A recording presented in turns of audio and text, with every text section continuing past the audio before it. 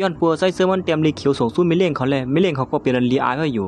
โปรแกรมตัวมันนั่งสั่งถามมาไม่เลี้ยงเขาเปลี่ยนสังขารในเป็นจื้อหือก่อนละคามาสิคะเลยก็โปรแกรมหมายมันนั่งถามจื้อหือก่อนมันน้ำลัดเนี่ยกุ้ยลัดว่าสัวกว่าก่อนเสียเลยกำเนิดห้องก้อยวางกันเสียผู้ยิ่งโปรแกรมหมายเนี่ยก็สั่งไล่ไปออกกว่าจมเลยลองตั้งคำเสือไว้อยู่เย้าแต่ไม่เลี้ยงก้อนทางดีเขาก็สังวนอยู่ว่าลองในที่เขาเป็นห่วมไล่ล่าละเขาเป็นไม่เลี้ยงก้อนหนึ่งอ่านมีชื่อเสียงแหละเขาก็กูเขา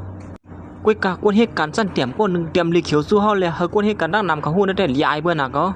ลองได้ปัวเปิ้นหูนั่นได้หูถึงละอายถึงนั่นนั่นแหละมันนางก็สั่งลัดอยู่ห้างก็เหลียวมันเขาอยากมาคันในหนึ่งอ่านต้นมีพยายามเตรียมลีเขียวปันเขาเสียปอก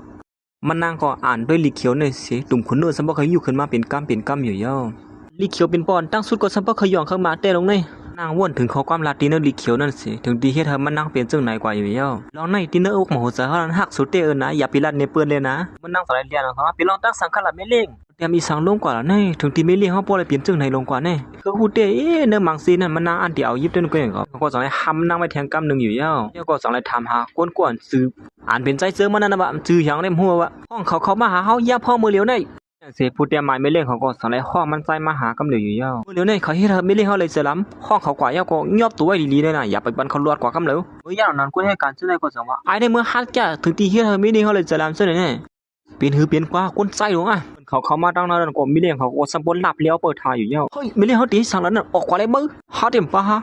มือย่ำหนังนั้นไม่เลี้ยงก้นอะไรเขาก็สั่งเลยด้วยก้นเสือเนี่ยสิเฮ้ยให้สั่งเขามานำพวกปิ่นตันได้แล้วเนี่ยไม่เจอต้นตาไม่เลี้ยงเขาค่ะอ๋อสุดสัมทีไม่เจออีสังออกกว่าเลยที่เขามาอย่างละเนี่ยสิไม่เลี้ยงเขาก็สั่งเลยเอาโปรแกรมตัวเสนอออกกว่าตั้งสีตั้งหมดอยู่เย้าคงป้าตั้งสูนะออกกว่าย่ำเดียวเนี่ยใจเจอมันกว่าอันเดียวกว่ามันเจอสูงกว่ามือย่ำหนังตอนตามันใจได้กูนั่นได้เยี่ยวสมบูรณ์คือล้านเยอะมันใจกูหนาอะไรเยอะเลยอันตีละขึ้นมาว่าอ่ำเจอมันใจในอยู่พองย้ำนั่นมันใจก็สั่งไล่วนถึงขึ้นก้นเหตุการณ์ก้นหนึ่งเลี้ยงยาลืมออกนั่นไม่เลี้ยงค่ะตั้งเสียงตั้งหมดนั่นมันเป็นลองถางพิษกุ้ยเขาเนี่ยลองถางพิษอีสังเขาเด็กขับคือบนสู่กำเหลียวย้อนบัวพองย้ำนั่นมันใจเลยกว่ายินมันก้นเหตุการณ์เขากันว่าฮัดหักกุ้ยอ่ำฮัดยอมหับลองตั้งหักซึ่งไหนอ่ำมีลองมันเกี่ยนแต่ว่าเพอฮัดเฮ็ดโกหรือฮัดหับกับก้นเขาเนี่ยย้อนซึ่งนั้นมันใจก็สังวนว่าไม่เลี้ยงเขาเนี่ยจานจ้างก้นอันขี้โกเลยอันนั้นหมอยอมหับลองเตะมันนั่นสิเปิ้นเสียมันใจก็สังในเตะตาเชียนเสือเสียโตสู้กว่าเป็นหือเปียนะฮะเพราะว่าเขาไล่ลูกเสือก็เลยฮัดเขาทำเสือในเย้าย้ำหลังนั้นมันใจก็สังในเขามาหาไม่เลี้ยงเขานั่นสิลัดว่าเฮ้อสุดีคือก็เฮ็ดละเฮ้ยสุดีเฮ็ดสังละเนี่ยเฮ็ดละสุขเฮ็ดจึงหือก็เนื้อตัวสัตว์ในเฮาได้ดีเนื้อมือสู่ก็เฮาเบียงป้อหันเจอยาว่าสุมาตาเฮาในก่อนในสุถามว่าเฮามารับมือย่านนั้นเสียงเขาจังดังออกมาดังนอกในสิเสียงดังนั้นเขาสัมบ่ปั้นกว่าเสียงเฮาติเขาตัวอยู่ข้างใ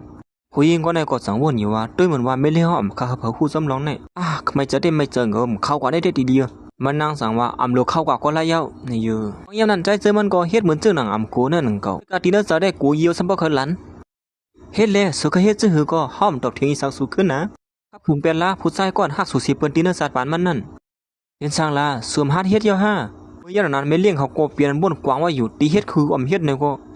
และหันลองตั้งน้ำเสวนมันใจนั่นก็เป็นเจ้าอ่อนเมาแล้วรวยอยู่เย้าเหมือนตัวสายงานที่เล็บใครแล้วงอนี่มั้งฮะก็คำไรอยู่ว่าเขาตีเรียนเที่ยงหาในเจืองซึ่งเนี่ยหยอกเรียนตาเนี่ยอยู่กำลังก๋วยหลายๆอยู่มาเพิ่งเฮ็ดเตี้ยได้มื้อโจกาสวมไปเฮ็ดเท่าเนี่ยเฮาย้อนสวยลอง1 2ทีไรหือว่าเต้อย่าไปเจอเลี้ยวในเหี่ยมเฮาเย้ามือสุนัดมาเงียนคอเฮาเนี่ยเอาล่ะน้ำตาก็มีหลุดหยอดเฉยไหนเอามือยันนั้นมันใจก็สังไรไหวลงมาเหมือนซึ่งหนังน้ำตายิงหวยนั่นก็มันก็มันเอาน้ำถอกเสมอไกลนั่นขนาดไหนสองสู้เหมือนเขาเลยมาซุกโดดหน้าสู้ซึ่งไหนเย้าตีหน้าอกมโหเสือเขาในใครคว้าของว่าปันสู้กำเดียวเนี่ยเลี้ยงเขาก็ตกเสือเขาความรัดมันใจเสียตัวซับซ้อนกว่าเสียงอยู่เย้าก็สังวนอยู่ดีนั่นจำว่าเขาเตี้ยเลยเขาห้องหายเตี้ยนั่นมาตีเตี้ยเขาเฮ็ดเกียงไอ้นั่นนักสู้จัดปันเขาเนี่ยป้อมเลยอยู่ร่วมจำสูนในก็มีลองอย่างอีสังเย้ามาเหี่ยมเบียดเขาละสองสู้มือพ่อนเขาโทรหันสู้เปลี่ยนปอดด้านสุดนั่นตีหน้าอกหมูเสือเขาได้เต้เหมือนเขาจอกกว่าปันสู้กำเดียวเย้าสุดตื้อลัดก็มีสั่งไล่ลองไล่ตาอยู่ที่ไหนติ๊กๆละในห้ามเขาถ่อมข้อก้อนสุดีมาลัดจังเลยแฮงเยาว่าเฮ้ยเอาเลี้ยวเตี้ยนั่นมาเมื่อย่าหลังนั้นไม่เลี้ยงเขาก็จะยีบเลี้ยวนั่นขึ้นมาสิเกาดิเฮ็ดเมื่อเตี้ยเนี่ยมันใจก็จังไรบ้าเขาหักสุดเตี้ยนี่ที่เฮาเตี้ยก็เฮ็ดแม่จังที่ว่าสั่งไรมันใจก็จังไรยีบหมอกนั่นสิมาเสียบบันตีมือไม่เลี้ยงเขานั่นกำเหลียวอยู่เย้าเมื่อสุขเฮ็ดที่เฮาบ่เป็นดันไหนก็ห้ามละบ่ได้ก็เฮารับหูรับตาเปิดถ่อมสุเยาเนี่ยเลี้ยงเขาก็หัดแหมมันใจเลยจังว่าเพราะฉะนั้นเฮาติลืบสู่ออกการมื้อเลี้ยวนี่นะยามนั้นมันใจก็เน็ตกว่าเก็บเลี้ยวนั่นมาสิละว่าเพราะว่าเฮาไหลลองตั้งหักตีศูนย์ได้เฮาสืบอยู่ก็มีสังห้ำคำเหลียวละเฮาเนี่ยมันเคยอยู่ว่ามึงกวนเนี่ยเมื่อยามหลังนั้นไม่เล่นเขาก็ฮู้ติบ่หือมันใจสิอีเด้อว่าจังลาดว่าสัวกว่าให้รู้เฮาใครหาหน้าสุเยาเพราะฉะนั้นสุติลือเฮาออกกันอยู่ฮะไม่เล่นเขาก็สังลาดที่มันใจว่าเฮาติตัดเงินเดือนสู 1เดือนอ้อมเจ้า1ปีเฮาได้ตัดเป็นหลายๆปีก่อนได้ก่อนไม่เรียกเขาเตรียมลืบมันใส่ออกในนั้นก้อยหนังเก่าใครฮักก็ฮักแหละป้อมฮักอกเขาก็ป้อยว่าดินเนอร์อกหมอโหจะเฮานั่นเต้ไว้บรรสุก็เหลียวก็ยาว่าก็แลออกก็แลเหมือนมันใส่ตีออกมานั่นก้อยหนังเก่ามันใส่ก็สารพัดเทียงว่าเฮาติลัดในสู้ไว้สิซัมบาเฮาติก็อยู่ดีแล้วก็ดูเฮาเนี่ยเป็นตอนตาสู้ก็เหลียวก็ยาว่านะเรื่องเขาก็จะลืบบนมันใส่แทงกำนึงอยู่ยาวมันใส่ก็เรียนกะลีกะตีออกมาเสียนี่ลวดหาได้กำไรเด้เฮ้ยคุยมายานเห็นตั้งเลยที่นั่นน่ะซื้อให้ลองสั่งถึงที่เฮ็ดให้มีเรื่องเฮาเลยสลามซึ่งไหนอันนั้นเต็มหูเขาทำเอากล้วยละ5ได้สว่างเฮเหมือนเขาจะในอันเดลามซ้อมนั่นกล้วยหนังเก่ายิ่งก็ได้จังว่าอย่าไปกว่าซ้อมเขาเยาสีสันตัดมาดีไม่เล่นเขาตึกวนถึงความละร้อนมันใส่นั่น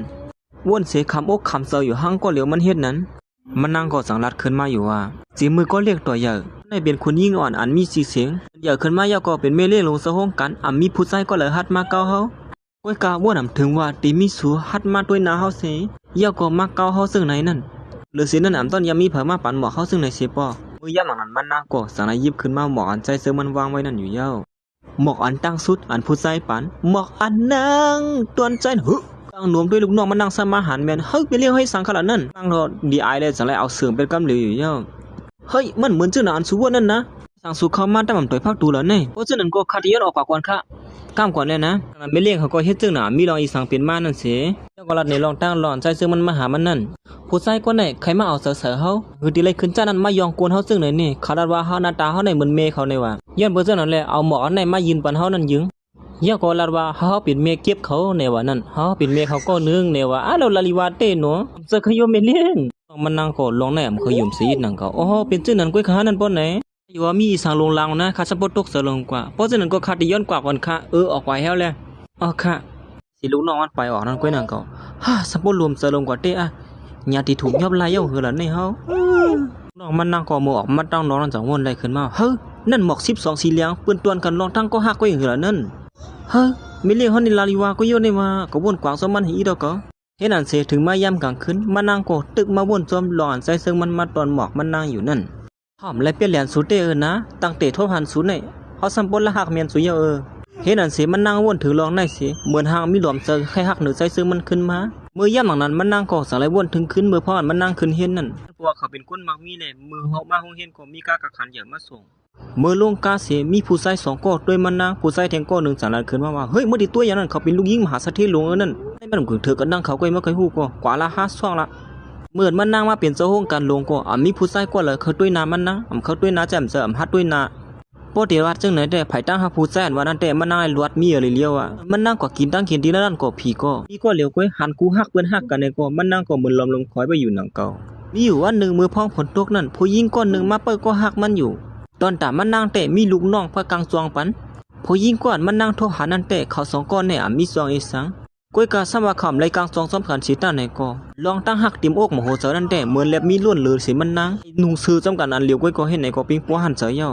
ลองตั้งปิ้งป้อนมานั่งสมามีเงินสิตาก็ลองในเอาอำไรมานั่งก็2วนถึงป้าเมื่อพ่อมานั่งก่อตั้งปักเปิงก็ได้ขึ้นมาเสียทำก้นเหตุการณ์เป็นก็หักกันแต่ตั้งแต่นั้นมานั่งก็1แค่นมีคนหักสีเรายันเพื่อนนั้นผู้หญิงเขาได้เพราะว่าหังลีนาแล้วก็มีคนเคยเก้าให้นั่นนี่ตัวเปิ้นเคยเก้ากับเปิ้นฮัดเก้าเองก็เนี่ย